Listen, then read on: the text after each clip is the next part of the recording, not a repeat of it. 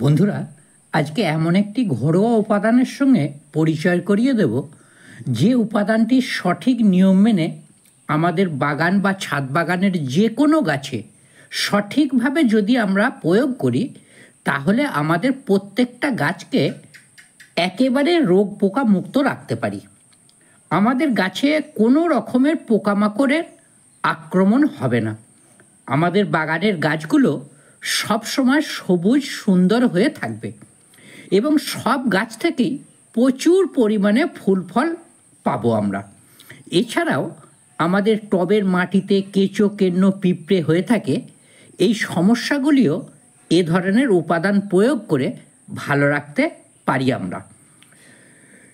যদি দেখেন যে লাউ, শসা, ঢেঁড়স, উচ্ছে গাছে ছত্রাক লেগেছে, সেই ক্ষেত্রেও সমস্যা দূর করতে পারবেন।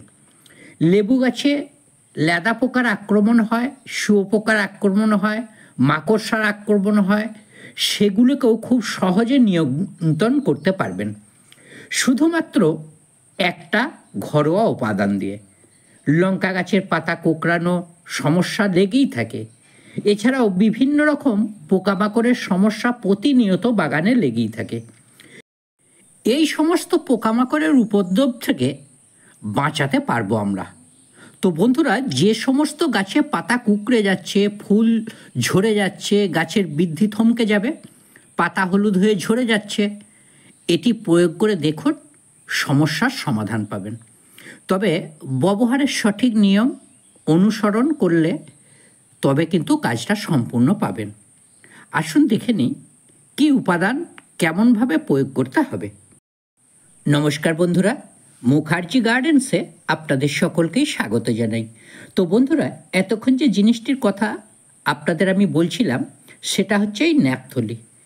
এই ন্যাপথলির গন্ধ আমাদের বাগানের গাছের পোকামাকড়ের হাত থেকে বাঁচাবে। তো এই ন্যাপথলির 3টি গুরুত্বপূর্ণ ব্যবহার আপনাদেরকে দেখাবো। তো চলুন দেখা যাক এটি প্রথম ব্যবহারের পদ্ধতি। একটি সুতির কাপড় আপনাদের নিতে হবে, সেটি ছোট ছোট করে কেটে নিতে হবে। সুন্দরভাবে মাপ করে কাটুন। আপনারা দেখতে পাচ্ছেন সাইজ করে কেটে নিয়েছি। তারপর এই ন্যাপথলিগুলি একটা একটা করে সুন্দরভাবে বেঁধে নিতে হবে।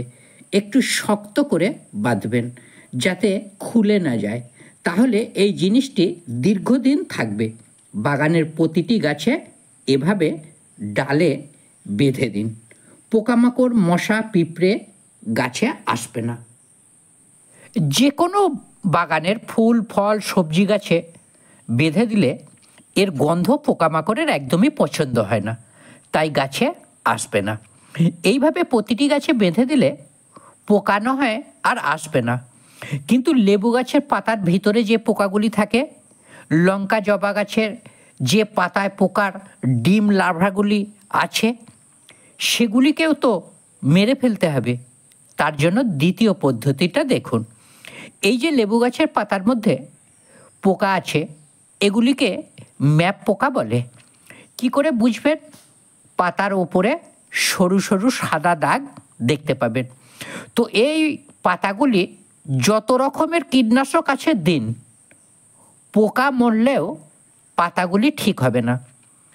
সব পোকা না মরেও কিছু গাছে থেকে যেতে পারে, তাই কোনোরূপ রিস্ক না নিয়ে এই গাছের খারাপ পাতাগুলি তুলে নিতে হবে এবং তুলে নিয়ে নয় পুড়িয়ে দিতে হবে, নয় মাটির মধ্যে দূরে কোনো জায়গায় পুঁতে দিতে হবে। গাছটিকে পরিষ্কার করে নিতে হবে। তবে কিন্তু আপনি এই ঘরোয়া উপাদান দিয়ে গাছটিকে ভালোভাবে রাখতে পারবেন। তাহলে ঘরোয়া দ্রবণটি আপনার সাকসেসফুল হবে, কাজ করবে 100 ভাগ। এবার আমরা দ্বিতীয় পদ্ধতিটা দেখে নেব। এইবার 4-5টি ন্যাপথলিকে গুঁড়িয়ে নিতে হবে। একদম ভালো করে গুঁড়িয়ে নিতে হবে। সবটা গুঁড়োবে না, কারণ এতে মোম দেওয়া থাকে। এভাবে খুব মিহি করে তারপর এটি একটি পাত্রে 1/2 লিটার জল নিতে হবে। এর মধ্যে এই গুঁড়োগুলো আমাদের ঘরে দিয়ে দিতে হবে।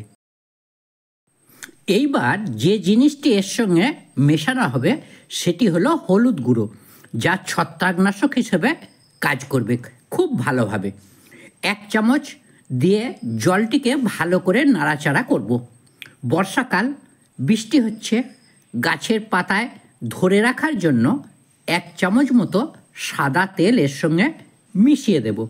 খুব ভালোভাবে নাড়াচাড়া করে ছাঁকনির সাহায্যে ছেঁকে নেয়ার পর তারপর কিন্তু এটি গাছে আমাদের স্প্রে করতে হবে। এটি যখন স্প্রে করবেন গাছে, তখন খুব ভালোভাবে স্প্রে করুন। গোটা গাছের পাতার ওপর দিকে এবং নিচে, ডালে, কাণ্ডে, পাতায় যেন সব জায়গায় স্প্রেটি লাগে।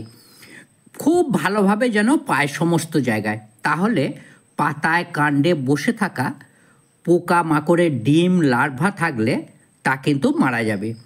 অনেক সময় আপনারা বলে থাকেন যে ঘরোয়া দ্রবণ আমরা গাছে স্প্রে করছি কিন্তু পোকা যাচ্ছে না। কি হয় জানেন?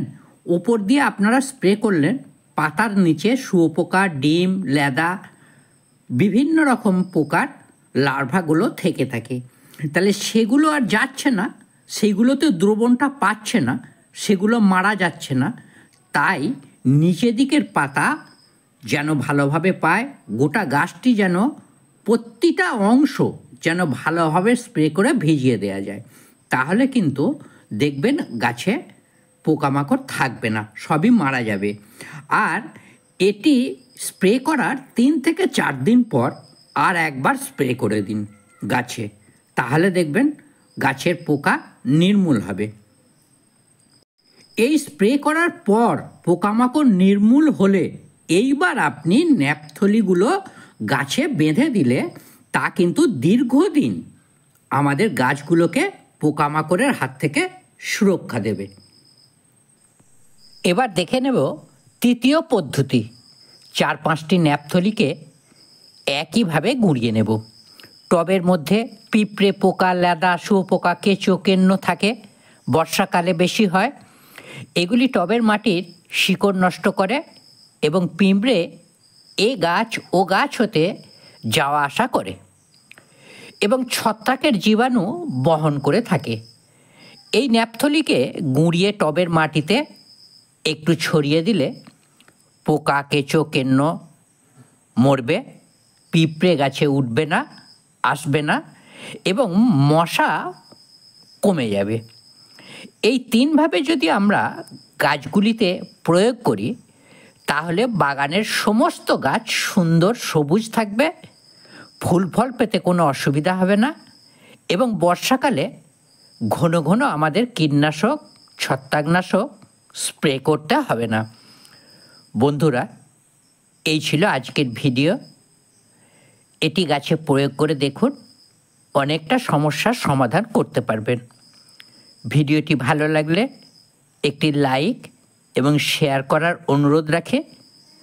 সকলে ভালো থাকুন, সুন্দর বাগান জৈবভাবে করুন। সঙ্গে থাকার অনুরোধ করি। কিছু প্রশ্ন এবং অসুবিধায় কমেন্টে লিখুন, উত্তর এবং সমাধানের যথাযথ চেষ্টা করব। নমস্কার।